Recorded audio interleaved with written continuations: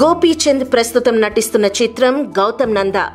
ఈ సినిమా కోసం మన హీరో బాగానే కష్టపడుతున్నట్లు తెలుస్తోంది. లౌక్యం సినిమా తర్వాత ఎలాంటి హిట్ కొట్టలేకపోయాడు. కనీసం ఈ సినిమా అయినా హిట్ అయితే తన మార్కెట్ రేట్ పడిపోకుండా కాపాడుకోవచ్చని ఆశిస్తున్నాడు.